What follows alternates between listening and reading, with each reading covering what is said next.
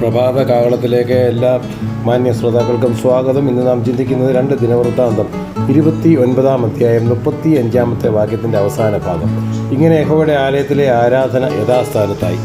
പ്രിയമുള്ളവരെ, ദൈവത്തിൻ്റെ സന്നിധിയിൽ നാം പ്രാർത്ഥിക്കുമ്പോൾ ആരാധനയ്ക്ക് യോഗ്യനായ ദൈവത്തെ നാം എങ്ങനെയൊക്കെ ആരാധിക്കുന്നു എന്നുള്ളതാണ് ചിന്തിക്കേണ്ടത്.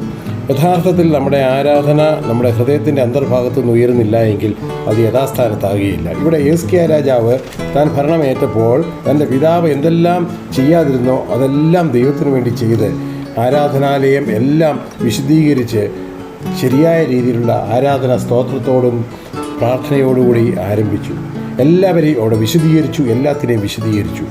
ഈ ഒരു മനോഭാവം നമ്മുടെ ജീവിതത്തിൽ നമുക്കുണ്ടായാൽ നമ്മുടെ ആരാധന യഥാസ്ഥാനത്താകും. 36 വാക്യത്തിൽ പറയുന്നു, ദൈവം തൻ്റെ ജനത്തിന് ഒരുക്കിക്കൊടുത്ത് എല്ലാവരും സന്തോഷിച്ചെന്ന്. അത് ആരാധന യഥാസ്ഥാനത്തായപ്പോൾ എല്ലാം ഭംഗിയായിട്ട് നടന്നു.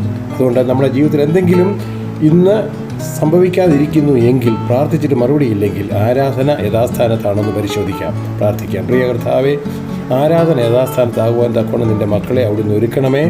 അങ്ങനെ അവരുടെ ജീവിതത്തിൻ്റെ എല്ലാ അവസ്ഥകളിൽ നിന്നും അവർക്കൊരു മോചനം നൽകണമേ. യേശുവിൻ നാമത്തിൽ തന്നെ ആമീൻ. God bless you.